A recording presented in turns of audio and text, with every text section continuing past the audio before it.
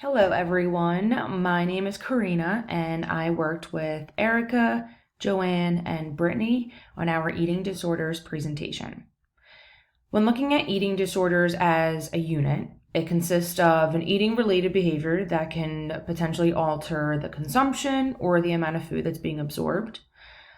This usually happens when there is a particular disturbance within the act of eating, which can also lead to a decline in physical or psychological functioning, or both. The three eating disorders we will focus on in this presentation are anorexia, bulimia, and binge eating. Before we kind of begin, dissecting each disorder and its criteria, I will briefly overview each one. A person with anorexia tries to keep their weight as low as possible by either not providing enough nutrients for their body, constantly exercising to lose weight, or engaging in self-induced vomiting.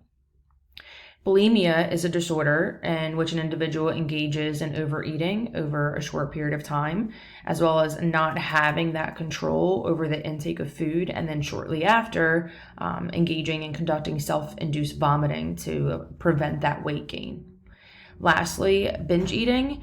It's the constant want and need to indulge in food, but also, eating a little bit more rapidly than the normal, eating until that person feels uncomfortably full, even when they're not hungry to begin with, and then kind of feeling that little bit of embarrassment after how much they ate over a period of time. Throughout this presentation, we'll get a little bit more in depth about, the three eating disorders, as well as give you a little bit of information of the necessary criteria from the DSM-5 that explains the mild to severe episodes that can play a role within these disorders.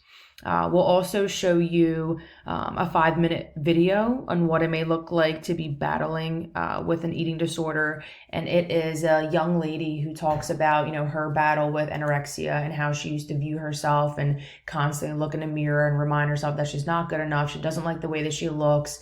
But after a period of time, she does begin to love herself. And she talks about how she manages to cope with her eating disorder and how she does look and how she can use that moving forward. Also, we included a few websites on different stories, different individuals who are battling with an eating disorder. It's three young ladies. It's Jenny, Sarah, and Claire.